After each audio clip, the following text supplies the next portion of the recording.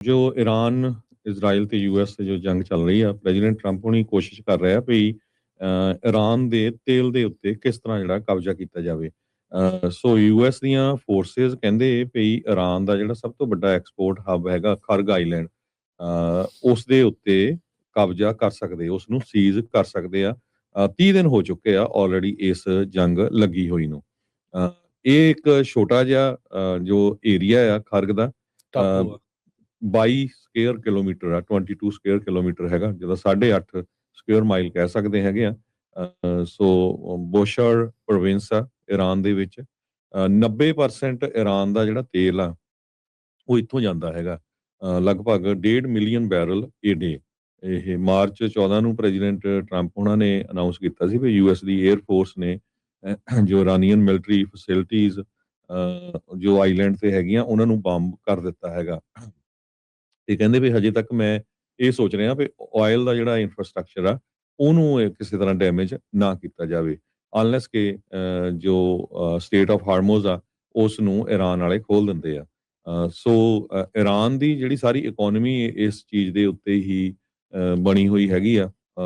Billions of dollar ਜੋ ਆ ਉਹ ਇੱਥੋਂ ਕਮਾ ਰਹੇ ਹੈਗੇ ਆ। ਬਹੁਤ ਸਾਰੀਆਂ ਖਬਰਾਂ ਤੇ ਇਹ ਵੀ ਆ ਰਹੀਆਂ ਵੀ ਜਦ ਦੀ ਲੜਾਈ ਲੱਗੀ ਹੈ ਈਰਾਨ ਵਾਲੇ ਜ਼ਿਆਦਾ ਪੈਸੇ ਬਣਾ ਰਹੇ ਹੈਗੇ ਆ। 24% ਮਿਡਲ ਈਸਟ ਦਾ ਜਿਹੜਾ ਤੇਲ ਆ ਤੇ ਦੁਨੀਆ ਦਾ 12% ਆਇਲ ਰਿਜ਼ਰਵਸ ਆ, ਜੋ 157 ਬਿਲੀਅਨ ਬੈਰਲਸ ਬਣਦੇ ਹੈਗੇ ਆ, ਉਹ ਈਰਾਨ ਦੇ ਕੋਲ ਹੈਗੇ ਆ। ਸੋ ਲਾਰਜੈਸਟ ਆਇਲ ਪ੍ਰੋਡਿਊਸਰ ਗਲੋਬਲੀ ਹੈਗਾ ਤੇ 9th ਜਿਹੜਾ ਹੈਗਾ ਤੇ 4th ਲਾਰਜੈਸਟ ਜੋ ਆ within the Organization of Petroleum Exporting Countries ਦੇ ਵਿੱਚ ਓਪੈਕ ਦੇ ਵਿੱਚ ਹੈਗਾ, ਜੋ 3.3 ਮਿਲੀਅਨ ਬੈਰਲਸ ਪ੍ਰੋਡਿਊਸ ਕਰਦੇ ਹੈਗੇ ਆ। ਕੀ ਅਮਰੀਕਾ ਸੱਚਮੁੱਚ ਹੀ ਸੀਜ਼ ਕਰ ਸਕਦਾ ਹੈਗਾ? ਪੈਂਟਾਗਨ ਕਹਿੰਦੇ ਵੀ ਪ੍ਰਪੇਅਰ ਕਰ ਰਿਹਾ ਹੈਗਾ ਇਸ ਆਪਰੇਸ਼ਨ ਦੇ ਲਈ, ਖਰਗ ਆਈਲੈਂਡ ਨੂੰ ਆਪਣੇ ਕਬਜ਼ੇ ਦੇ ਵਿੱਚ ਲੈਣ ਦੇ ਲਈ। ਸੋ ਮਿਲਟਰੀ ਸਟ੍ਰੈਟੇਜਿਸਟ ਜਿਹੜੇ ਹਰਜੋਤ ਸਿੰਘ ਜੀ ਕਹਿ ਰਹੇ, ਕਹਿੰਦੇ ਵੀ ਜੇ ਤੁਸੀਂ ਗਰਾਊਂਡ ਟਰੂਪਸ ਦੇ ਨਾਲ ਇਸ ਟਾਪੂ ਦੇ ਉੱਤੇ ਕਬਜ਼ਾ ਕਰ ਵੀ ਲਓਗੇ ਤੇ ਜ਼ਿਆਦਾ ਚਿਰ ਟਿਕ ਇਸ ਲਈ ਨਹੀਂ ਸਕਦੇ, ਇਹ ਉਹਨਾਂ ਦਾ ਖਦਸ਼ਾ ਆ। ਵੀ ਕਹਿੰਦੇ ਵੀ ਕਿਉਂਕਿ ਇੱਕ ਪਾਸੇ ਪੂਰੇ ਦਾ ਪੂਰਾ ਈਰਾਨ ਆ ਤੇ ਛੋਟਾ ਜਿਹਾ ਟਾਪੂ ਆ, ਉਹਨਾਂ ਨੂੰ ਉਹਦੀਆਂ ਇਨ ਐਂਡ ਆਊਟਸ ਪਤਾ ਆ ਤੇ ਉਸ ਦੇ ਉੱਤੇ ਉਹ ਵਾਪਸ ਕਬਜ਼ਾ ਕਰਨ ਦੀ ਜਿਹੜੀ ਉਹ ਬਹੁਤ ਜਲਦ ਜਿਹੜੀ ਉਹ ਕੋਸ਼ਿਸ਼ ਕਰ ਸਕਦੇ ਆ। ਸੋ ਖਾਰਗ ਆਈਲੈਂਡ ਦੇ ਉੱਤੇ ਕੁਛ ਵੀਕ ਪਹਿਲਾਂ ਟਰੰਪ ਹੋਣਾ ਨੇ ਇਸੇ ਲੜਾਈ ਦੇ ਵਿੱਚ ਬੰਬਾਰਡਮੈਂਟ ਕਰਕੇ ਕਿਹਾ ਸੀਗਾ ਵੀ ਅਸੀਂ ਸਭ ਕੁਝ ਤਹਿਸ ਨਹਿਸ ਕਰ ਦਿੱਤਾ ਆ, ਪਰ ਇਨਫਰਾਸਟ੍ਰਕਚਰ ਨੂੰ ਜਿਹੜਾ ਉਹ ਬਚਾ ਰਿਹਾ। ਸੋ ਅੱਜ ਜਿਹੜੇ ਸੈਕਟਰੀ ਆਫ ਸਟੇਟ ਮਾਰਕੋ ਰੂਬੀਓ ਆ, ਉਹਨਾਂ ਨੇ ਜਿਹੜਾ ਉਹ ਕਿਹਾ ਆ ਵੀ ਸਾਡੀ ਅੱਖ, ਜਿੱਦਾਂ ਤੁਸੀਂ ਕਿਹਾ ਵੀ ਗਲਫ ਦੇ એનર્ਜੀ ਇਨਫਰਾਸਟ੍ਰਕਚਰ ਦੇ ਉੱਤੇ ਵੀ ਜਿਹੜੀ ਨਾਲ ਦੇ ਨਾਲ ਇਸ ਐਂਗਲ ਤੋਂ ਆ, ਕਹਿੰਦੇ ਵੀ ਅਸੀਂ ਉਹਨੂੰ ਬਚਾਉਣਾ ਚਾਹੁੰਦੇ ਆ ਤੇ ਈਰਾਨ ਉਸ ਨੂੰ ਜਿਹੜਾ ਉਹ ਟਾਰਗੇਟ ਕਰ ਰਿਹਾ ਆ। ਕਹਿੰਦੇ ਵੀ ਜਿਹੜੇ ਟਰੰਪ ਆ, ਰਾਸ਼ਟਰਪਤੀ ਟਰੰਪ ਆ, ਉਹ ਡਿਪਲੋਮੈਸੀ ਦੇ ਨਾਲ ਇਸ ਮਸਲੇ ਨੂੰ ਸੁਲਝਾਉਣ ਦੀ ਕੋਸ਼ਿਸ਼ ਜਿਹੜੀ ਆ ਉਹ ਹੁਣ ਕਰ ਰਹੇ ਆ। ਹੁਣ ਇਹ ਤਾਂ ਪਤਾ ਨਹੀਂ ਹਰਜੋਤ ਸਿੰਘ ਜੀ, ਮਹੀਨਾ ਹੋ ਗਿਆ ਬੰਬ ਸਿੱਟਦਿਆਂ ਨੂੰ, ਤੇ ਹੁਣ ਡਿਪਲੋਮੈਸੀ ਕਿਸ ਤਰੀਕੇ ਦੇ ਨਾਲ ਜਿਹੜੀ ਉਹ ਆਊਗੀ। ਨੋ ਡਾਊਟ ਅਮਰੀਕਨ ਜਿਹੜੀ 에ਅਰ ਸਟ੍ਰਾਈਕ ਪਾਵਰ ਦੇ ਮੋਹਰੇ ਈਰਾਨ ਜਿਹੜਾ ਉਹ ਲੰਮਾ ਸਮਾਂ ਤਾਂ ਨਹੀਂ ਜਿਹੜਾ ਉਹ ਟਿਕ ਸਕਦਾ, ਪਰ ਇਹ ਆ ਵੀ ਉਹਨਾਂ ਦੇ ਕੋਲ ਇਨਫ ਮਿਜ਼ਾਈਲਸ ਤੇ ਡਰੋਨਸ ਹੈਗੇ ਆ ਜਿਹਦੇ ਨਾਲ ਉਹ ਆਂਢੀਆਂ ਗੁਆਂਢੀਆਂ ਨੂੰ ਖਤਰਾ ਹਮੇਸ਼ਾ ਹੀ ਬਰਕਰਾਰ ਰਹਿੰਦਾ ਆ। ਅੱਜ ਮਾਰਕੋ ਰੂਬੀਓ ਨੂੰ ਕਿਹਾ ਵੀ ਈਰਾਨ ਦਾ ਤੇ ਇੱਕ ਮਕਸਦ ਆ ਕਿ ਹੁਣ ਦੇਖੋ, ਪਹਿਲਾਂ ਉਹਨਾਂ ਦੇ ਨਿਊਕਲੀਅਰ ਜਿਹੜੇ ਚੀਜ਼ਾਂ ਨੂੰ ਜਾਂ ਉਹਨਾਂ ਦੇ ਐਂਬੀਸ਼ਨਸ ਦੇ ਉੱਤੇ ਇਹਨਾਂ ਨੇ ਸਵਾਲ ਸੀਗੇ ਵੀ ਇਹਨਾਂ ਦੇ ਕੋਲ ਕਦੀ ਵੀ ਨਿਊਕਲੀਅਰ ਹਥਿਆਰ ਨਹੀਂ ਆਉਣਾ ਚਾਹੀਦਾ, ਐਨਰਿਚਮੈਂਟ ਜਿਹੜੀ ਉਹ ਨਹੀਂ ਕਰ ਸਕਦੇ ਹੋਣਾ ਚਾਹੀਦਾ। ਤੇ ਅੱਜ ਮਾਰਕੋ ਰੂਬੀਓ ਨੇ ਇਹ ਕਿਹਾ ਵੀ ਹੁਣ ਕੱਲਾ ਉਹੀ ਨਹੀਂ, ਉਹਨਾਂ ਦਾ ਮਿਜ਼ਾਈਲ ਤੇ ਜਿਹੜਾ ਡਰੋਨ ਪ੍ਰੋਗਰਾਮ ਆ ਉਹ ਵੀ ਕਹਿੰਦੇ ਡਿਸਟਰੋਏ ਕਰਨਾ ਬਹੁਤ ਜ਼ਿਆਦਾ ਜਿਹੜਾ ਉਹ ਜ਼ਰੂਰੀ ਆ। ਕਹਿੰਦੇ ਵੀ ਇਸ ਲਈ ਕਿਉਂਕਿ ਉਹ ਆਪਣੇ ਆਂਢੀਆਂ ਗੁਆਂਢੀਆਂ ਜਿਹੜੇ ਨੇਬਰਸ ਆ ਮਿਡਲ ਈਸਟ ਦੇ ਵਿੱਚ, ਉਹਨਾਂ ਉੱਤੇ ਅੱਗੇ ਭਵਿੱਖ ਦੇ ਵਿੱਚ ਹਮਲੇ ਨਾ ਕਰ ਸਕਣ। ਸੋ ਕਹਿੰਦੇ ਵੀ ਉਹਨਾਂ ਨੇ ਇਸੇ ਕਰਕੇ ਜਿਹੜੀਆਂ ਮਿਜ਼ਾਈਲ ਤੇ ਡਰੋਨਸ ਜਿਹੜੇ ਉਹ ਬਣਾਏ ਆ ਤਾਂ ਜੋ ਐਮਬੈਸੀਜ਼ ਨੂੰ, ਡਿਪਲੋਮੈਟਿਕ ਫੈਸਿਲਿਟੀਜ਼ ਨੂੰ, 에ਅਰਪੋਰਟਸ ਨੂੰ ਉਹ ਹਮਲਾ ਕਰ ਸਕਣ। ਤੇ ਕਹਿੰਦੇ ਵੀ ਇਸ ਨੂੰ ਜਿਹੜਾ ਉਹ ਖਤਮ ਕਰਨਾ ਜ਼ਰੂਰੀ ਆ। ਸੋ ਹਰਜੋਤ ਸਿੰਘ ਜੀ, ਇਸ ਗੱਲ ਦੇ ਵਿੱਚੋਂ ਤਾਂ ਇਹ ਲੱਗ ਰਿਹਾ ਵੀ ਸ਼ਾਇਦ ਇਹਨਾਂ ਦੇ ਮਿਜ਼ਾਈਲ ਤੇ ਹੁਣ ਨਿਊਕਲੀਅਰ ਵਾਲੇ ਤਾਂ ਕਹਿੰਦੇ ਆ ਵੀ ਸਭ ਕੁਝ ਤਹਿਸ ਨਹਿਸ ਹੋ ਗਿਆ, ਉਹ ਤਾਂ ਕਰ ਨਹੀਂ ਸਕਦੇ ਹੁਣ ਕੁਛ ਵੀ। ਤੇ ਹੁਣ ਲੱਗਦਾ ਵੀ ਇਹ ਲੜਾਈ ਇਸ ਕਰਕੇ ਲੰਬੀ ਵੀ ਅੱਗੇ ਜਿਹੜੀ ਉਹ ਵੱਧ ਸਕਦੀ ਆ ਵੀ ਹੁਣ ਇਹਨਾਂ ਨੇ ਇੱਕ ਨਵਾਂ ਮਿਸ਼ਨ ਜਿਹੜਾ ਆ ਉਹ ਮਿਥ ਲਿਆ ਆ ਵੀ ਇਹਨਾਂ ਦੇ ਮਿਜ਼ਾਈਲ ਤੇ ਜਿਹੜੇ ਡਰੋਨ ਆ ਉਹਨਾਂ ਬਣਾਉਣ ਵਾਲੀਆਂ ਜਿਹੜੀਆਂ ਥਾਵਾਂ ਆ ਉਹਨਾਂ ਨੂੰ ਵੀ ਇਹਨਾਂ ਨੇ ਨਸ਼ਟ ਜਿਹੜਾ ਉਹ ਕਰਨਾ ਹੈਗਾ ਆ। ਉਧਰ G7 ਦੇ ਜਿਹੜੇ ਲੀਡਰਸ ਆ, ਉਹਨਾਂ ਨੇ ਮੀਟਿੰਗ ਜਿਹੜੀ ਉਹ ਕੀਤੀ ਆ। ਫਾਈਨੈਂਸ ਲੀਡਰਸ ਜਿਹੜੇ G7 ਦੇ ਆ, ਉਹ ਮਿਲੇ ਆਪਸ ਦੇ ਵਿੱਚ ਤੇ ਉਹ ਕਹਿੰਦੇ ਆ ਵੀ ਅਸੀਂ ਹਰ ਤਰੀਕੇ ਦੇ ਜਿਹੜੇ ਮੈਜਰਸ ਆ ਜੋ ਕੀਤਾ ਜਾ ਸਕਦਾ ਆ એનર્ਜੀ ਮਾਰਕੀਟ ਦੀ ਸਟੇਬਿਲਿਟੀ ਦੇ ਲਈ ਤੇ ਇਕਨੋਮਿਕ ਜਿਹੜਾ ਸਪਿਲ ਓਵਰ ਆ ਉਸ ਤੋਂ ਬਚਣ ਦੇ ਲਈ ਆਪਾਂ ਜਿਹੜੇ ਹਰ ਹੀਲੇ ਜਿਹੜੇ ਉਹ ਕਰੀਏ। ਤੇ ਕਹਿੰਦੇ ਵੀ ਰਿਸਟ੍ਰਿਕਸ਼ਨਸ ਜਿਹੜੇ ਹਾਈਡਰੋਕਾਰਬਨ ਤੇ ਉਹਦੇ ਸੰਬੰਧਿਤ ਪ੍ਰੋਟੈਸਟ ਦੇ ਉੱਤੇ ਜਿਹੜੀਆਂ ਉਹ ਨਾ ਲਾਈਆਂ ਜਾਣ। ਇਹ ਸਾਰੇ ਜਾਣੇ ਸਾਂਝੇ ਤੌਰ ਦੇ ਉੱਤੇ ਕਹਿੰਦੇ ਹੋਏ ਜਿਹੜੇ ਉਹ ਨਜ਼ਰ ਆਏ ਆ। ਸਟ੍ਰੇਟ ਆਫ ਹਾਰਮੋਜ਼ ਅਜੇ ਵੀ ਈਰਾਨ ਨੇ ਬੰਦ ਕਰਕੇ ਜਿਹੜਾ ਉਹ ਰੱਖਿਆ ਹੈਗਾ ਆ ਤੇ ਹਾਲ ਦੀ ਘੜੀ ਇਹ ਜਿਹੜੀ ਲੜਾਈ ਆ ਕਿਤੇ ਠੱਲਦੀ ਹੋਈ ਨਜ਼ਰ ਨਹੀਂ ਆ ਰਹੀ ਹੈਗੀ। ਪ੍ਰੈਜ਼ੀਡੈਂਟ ਟਰੰਪ ਉਹਨਾਂ ਨੇ ਫਾਈਨੈਂਸ਼ੀਅਲ ਟਾਈਮ ਨੂੰ ਇੰਟਰਵਿਊ ਦਿੰਦੇ ਹੋਏ ਕਿਹਾ ਵੀ maybe we will take Kharg Island, maybe we don't, but we have lot of options. ਤੇ ਉਹਨਾਂ ਨੇ ਕਿਹਾ ਵੀ ਜੇ ਅਸੀਂ ਲੈਂਦੇ ਆ ਤੇ ਕੁਝ ਸਮਾਂ ਉੱਥੇ ਜਿਹੜੇ ਸਾਡੇ ਫੌਜੀ ਆ ਉਹ ਰਹਿਣਗੇ। ਟਰੰਪ ਉਹਨਾਂ ਨੇ ਇਹ ਕਲੇਮ ਕੀਤਾ ਹੈ ਵੀ ਆਲਰੇਡੀ ਈਰਾਨ ਦੇ ਵਿੱਚ ਰਜੀਮ ਚੇਂਜ ਹੋ ਗਿਆ ਆ ਤੇ ਜਿਹੜੇ ਨਵੇਂ ਹੈਗੇ ਆ ਲੀਡਰ ਉਹ ਸਾਡੇ ਨਾਲ ਗੱਲਬਾਤ ਕਰ ਰਹੇ ਹੈਗੇ ਆ ਤੇ ਕਹਿੰਦੇ ਵੀ they are prepared to talk. Pakistan ਵਾਲੇ ਕਹਿੰਦੇ ਆ ਵੀ ਅਸੀਂ ਇਨਵੋਲਵ ਹੈਗੇ ਆ ਇਹਦੇ ਵਿੱਚ ਦੋਨਾਂ ਦੀ ਗੱਲਬਾਤ ਕਰਾਉਣ ਦੇ ਲਈ। ਸੋ ਆਸਟ੍ਰੇਲੀਆ, ਕਿਉਂਕਿ ਇਸ ਦਾ ਅਸਰ ਪੂਰੀ ਦੁਨੀਆ ਦੇ ਉੱਤੇ ਪੈ ਰਿਹਾ ਹੈਗਾ, ਕਿਉਂਕਿ ਤੇਲ ਦੀਆਂ ਕੀਮਤਾਂ ਇੰਨੀਆਂ ਵੱਧ ਗਈਆਂ, ਤੇਲ ਮਿਲ ਨਹੀਂ ਰਿਹਾ। ਬਹੁਤ ਸਾਰੇ ਮੁਲਕਾਂ 'ਚ ਆਪਾਂ ਦੇਖ ਹੀ ਰਹੇ ਹਾਂ, ਖਬਰਾਂ ਆਉਂਦੀਆਂ। ਆਸਟ੍ਰੇਲੀਆ ਵਾਲਿਆਂ ਨੇ ਪਬਲਿਕ ਟਰਾਂਸਪੋਰਟ ਫ੍ਰੀ ਕਰ ਦਿੱਤੀ ਹੈਗੀ ਆ ਤਾਂ ਕਿ ਜਿਹੜਾ ਆ ਤੇਲ ਗੱਡੀਆਂ ਦੀਆਂ ਤੇ ਨਾ ਪ੍ਰਾਈਸਾਂ ਜਾਣ ਲੋਕ। ਜੀ ਉਹ ਲੋਕ ਆਪਣੀਆਂ ਕਾਰਾਂ ਨਾ ਚਲਾਉਣ। ਸੋ ਪੰਜਵਾਂ ਹਫਤਾ ਜਿਹੜਾ ਲਗਭਗ ਚੱਲ ਰਿਹਾ ਹੈਗਾ। ਸੋ ਈਰਾਨ ਦਾ ਜਿਹੜਾ ਨਵਾਂ ਲੀਡਰ ਆ ਕਹਿੰਦੇ ਵੀ ਉਹ ਨਿਊਕਲੀਅਰ ਵੈਪਨ ਅਲਾਉ ਕਰੂਗਾ ਬਣਾਉਣ ਦੇ ਲਈ ਕਿ ਨਹੀਂ, ਹਜੇ ਪਤਾ ਨਹੀਂ। ਪਰ ਤੇਲ ਦੀਆਂ ਕੀਮਤਾਂ ਇੱਕ ਵਾਰੀ ਹੋਰ ਉੱਪਰ ਚੜ ਗਈਆਂ ਹੈਗੀਆਂ, ਕਹਿੰਦੇ ਵੀ 2.4% ਹੁਣ ਬ੍ਰੈਂਟ ਕਰੂਡ ਜਿਹੜਾ ਉਹ $107 ਤੇ 92 ਸੈਂਟ ਦਾ ਹੋ ਗਿਆ।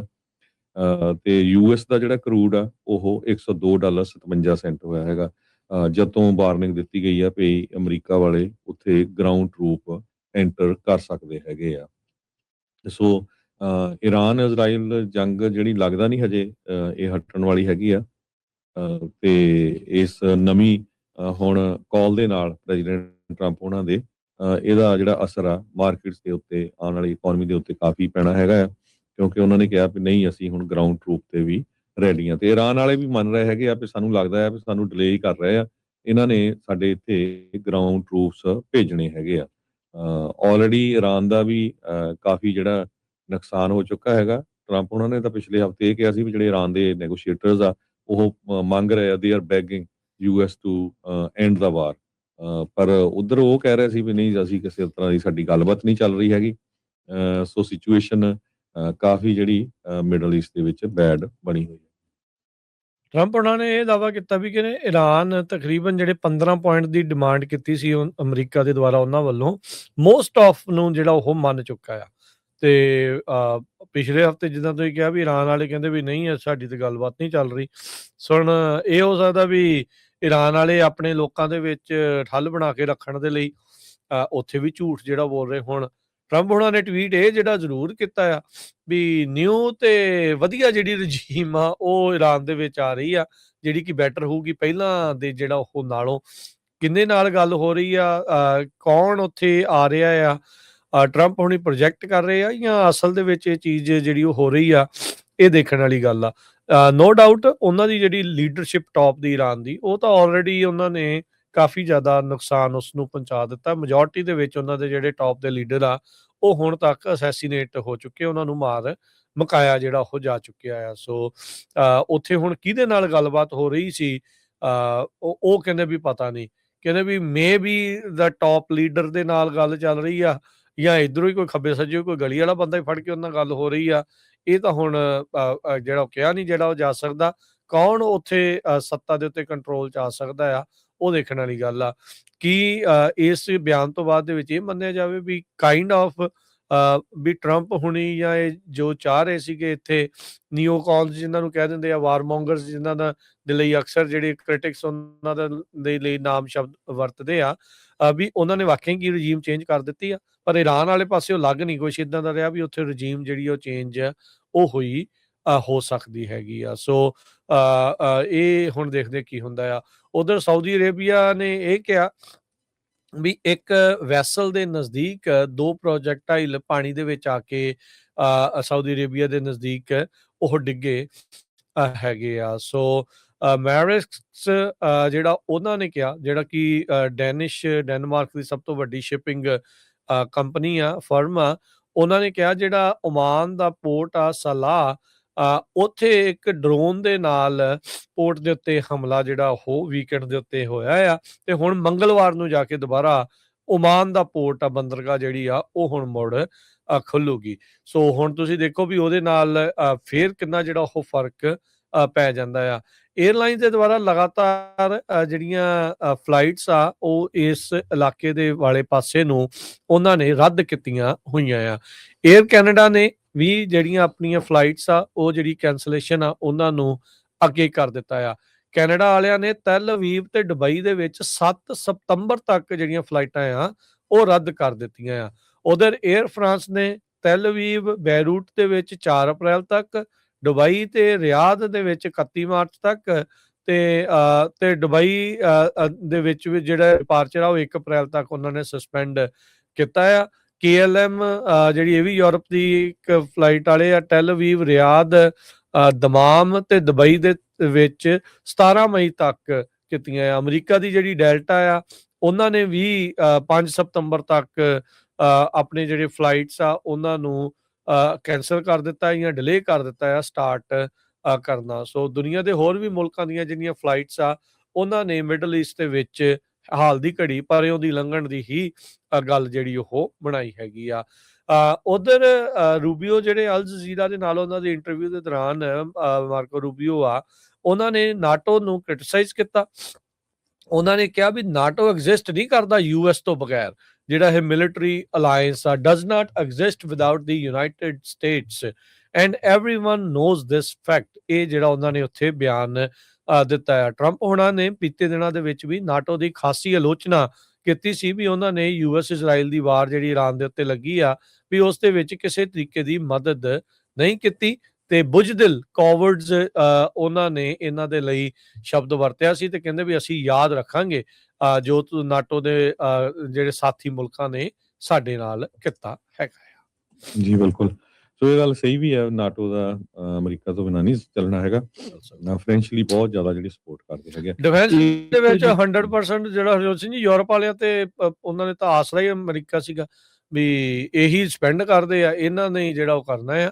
ਇਸੇ ਕਰਕੇ ਉਹ ਲੈਕ ਕਰਕੇ ਤੁਸੀਂ ਦੇਖੋ ਰਸ਼ੀਆ ਦੇ ਮੂਹਰੇ ਵੀ ਨਹੀਂ ਅੜ ਸਕੇ, ਹੁਣੇ ਆਪਣੇ ਪੱਧਰ ਦੇ ਉੱਤੇ ਕੁਝ ਕੋਸ਼ਿਸ਼ਾਂ ਕਰ ਰਹੇ ਆ। ਸੋ ਉਹਨੂੰ ਬੂਰ ਪਊਗਾ ਕਿ ਨਹੀਂ ਉਹ ਤਾਂ ਵਕਤ ਹੀ ਦੱਸੇਗਾ। ਜੀ।